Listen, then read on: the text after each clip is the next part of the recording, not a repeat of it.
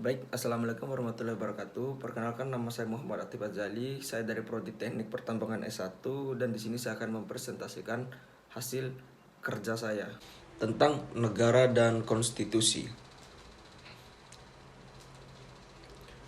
Perubahan konstitusi menjadi suatu agenda yang tidak bisa diabaikan. Hal ini menjadi suatu keharusan dan amat menentukan bagi jalannya demokratisasi suatu bangsa. Realitas yang berkembang kemudian memang telah menunjukkan adanya komitmen bersama dalam setiap elemen masyarakat untuk mengamandemen Undang-Undang 1945. Negara adalah suatu organisasi dari sekelompok atau beberapa kelompok manusia yang bersama-sama mendiami atau wilayah tertentu dan mengakui adanya satu pemerintahan yang mengurus tata tertib serta keselamatan sekelompok atau beberapa kelompok manusia tersebut. Secara umum, negara dapat diartikan sebagai suatu organisasi yang ada di dalamnya suatu wilayah karena memiliki pemerintahan yang berwenang dan mampu untuk turut campur dalam banyak hal dalam bidang organisasi lainnya.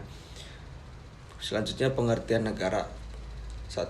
Satu, masyarakat atau rakyat sebagai individu yang mendiami dan berstatus sebagai warga di suatu negara. Dua, wilayah teritorial sebagai tempat atau wilayah negara berdiri. Tiga, bentuk pemerintahan sebagai penguasa dan pihak yang memegang kekuasaan atas tanggung jawab keberlangsungan hidup warga negara. 4. Pengakuan dari negara lain sebagai bukti bahwa negara tersebut membentuk dan berdiri secara resmi dan ilegal. Unsur-unsur pengertian konstitusi. Kata konstitusi berarti pembentukan yang berasal dari bahasa Prancis yaitu constituer. Belanda menggunakan istilah grondwet yang berarti suatu undang-undang yang menjadi dasar dari segala hukum bentuk organisasi yang pada umumnya berbentuk naskah yang sering disebut dengan konstitusi atau undang-undang dasar. Dahulu konstitusi digunakan sebagai penunjuk hukum penting yang dikeluarkan oleh kaisar atau raja yang digunakan secara luas dalam hukum kanon untuk menandakan keputusan substitusi tertentu. Konstitusi memiliki tujuan yang berkaitan dengan satu, berbagai lembaga kenegaraan dengan wewenang dengan tugasnya masing-masing. 2. Hubungan antar lembaga negara. 3. Hubungan antar lembaga negara atau pemerintah dengan warga negara atau rakyat. 4. Adanya jaminan atas hak asasi manusia. 5. Hal lain yang sifatnya mendasar sesuai dengan perkembangan zaman. Semakin banyak pasal yang terdapat dalam suatu konstitusi tidak menjamin konstitusi tersebut baik.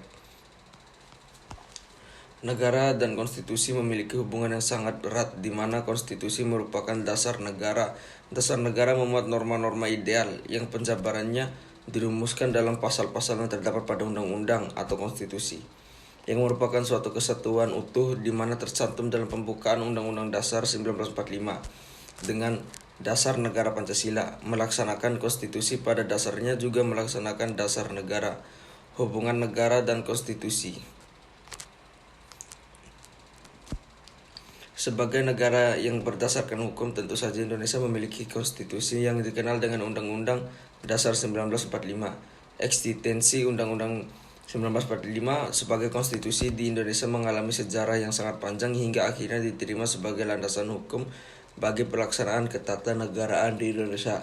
Dalam sejarahnya, Undang-Undang 1945 dirancang sejak 29 Mei 1945 sampai 16 Juni 1945 oleh Badan Penyelidikan Usaha-Usaha Persiapan Kemerdekaan Indonesia atau BPUPKI yang beranggotakan 21 orang yang ditetapkan berdasarkan maklumat Gunseikan nomor 23.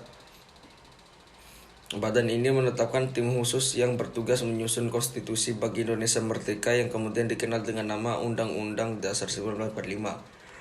Lahirnya konstitusi di Indonesia. 1. Konstitusi sebagai hukum dasar tertulis. Undang-undang menurut sifat dan fungsinya adalah suatu naskah yang memaparkan kerangka dan tugas-tugas pokok dari badan-badan pemerintahan suatu negara dan menentukan pokok-pokok cara kerja badan tersebut. Sebagai pengatur mekanisme dan dasar dari sistem pemerintahan, konstitusi sebagai hukum dasar tidak tertulis. Konvensi adalah hukum dasar yang tak tertulis, yaitu aturan-aturan dasar yang timbul dan berpelihara dalam praktek penyelenggaraan negara. Konstitusi di Indonesia. 1. Undang-Undang Dasar 1945 8 Agustus 1945 sampai dengan 27 Desember 1949. Undang-Undang Dasar RIS 27 Desember 1949 sampai dengan 17 Agustus 1950. Undang-Undang Dasar Sementara 1950 17 Agustus 1950 sampai dengan 5 Juli 1959. 4. Undang-Undang Dasar 1945 5 Juli 1959 sampai dengan 19 Oktober 1999. Undang-Undang 1945 masa amandemen 19 Oktober 1999 sampai dengan 10 Agustus 2002. 6. Undang-Undang 1945 amandemen 10 Agustus 2002 sampai dengan sekarang. Konstitusi yang pernah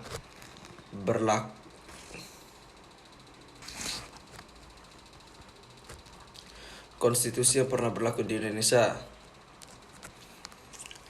Dalam Undang-Undang Dasar 1945 terdapat satu pasal yang membahas tentang cara perubahan undang-undang, yaitu pasal 37 yang berisi 1. Untuk mengubah undang-undang sekurang-kurangnya 2/3 daripada jumlah anggota MPR harus hadir. 2. Putusan diambil dengan persetujuan sekurang-kurangnya 2/3 jumlah anggota yang hadir. Perubahan konstitusi di Indonesia. Kenapa Undang-Undang 1945 harus diamandemen? Karena Undang-Undang 1945 merupakan hukum dasar tertulis yang dijadikan landasan dalam penyelenggaraan negara, maka harus sesuai dengan aspirasi dan tuntutan kehidupan masyarakat Indonesia. 2. Memberi peluang pada bangsa Indonesia untuk membangun dirinya atau melaksanakan pembangunan yang sesuai dengan kondisi dan aspirasi masyarakat.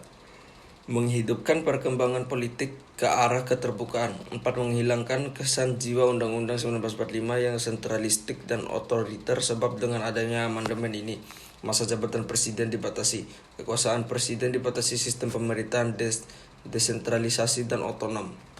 Amandemen diambil dari bahasa Inggris, yaitu amandemen, amends, artinya merubah, biasanya untuk masalah hukum. Amandemen berarti mengubah, atau amen yang bertujuan untuk memperkuat fungsi dan posisi untuk suatu negara dengan mengakomodasi aspirasi politik yang berkembang untuk mencapai tujuan negara. Selanjutnya, pengertian amandemen. Undang-Undang Dasar 1945 mengalami perubahan atau amandemen yang akan dilakukan dengan tujuan 1. Menyempurnakan aturan dasar mengenai tatanan negara. 2. Menyempurnakan aturan dasar mengenai jaminan dan pelaksanaan kedaulatan rakyat. 3. Menyempurnakan aturan dasar mengenai jaminan dan perlindungan hak asasi manusia. 4. Menyempurnakan aturan penyelenggaraan negara secara demokratis dan modern. 5. Melengkapi aturan dasar mengenai kehidupan berbangsa dan bernegara. Amandemen Undang-Undang 1945. Undang-Undang 1945 mengalami setidaknya 4 kali perubahan amandemen dari tahun 1999 hingga 2002 sampai dengan menjadi Undang-Undang 1945. Amandemen yang berlaku hingga sekarang, keseluruhan amandemen Undang-Undang Dasar 1945 pada dasarnya meliputi satu ketentuan mengenai hak-hak asasi manusia, hak dan kewajiban warga negara, serta mekanisme hubungannya dengan negara dan prosedur untuk mempertahankannya apabila hak-hak itu dilanggar, prinsip-prinsip dasar tentang demokrasi dan rule of law, mekanisme perwujudan dan pelaksanaan seperti melalui pemilihan umum dan lain-lain. 3. Format kelembagaan negara dan mekanisme hubungan antar organ negara serta sistem pertanggungjawaban atas pejabatannya. Terima kasih, sekian dari saya. Wassalamualaikum warahmatullahi wabarakatuh.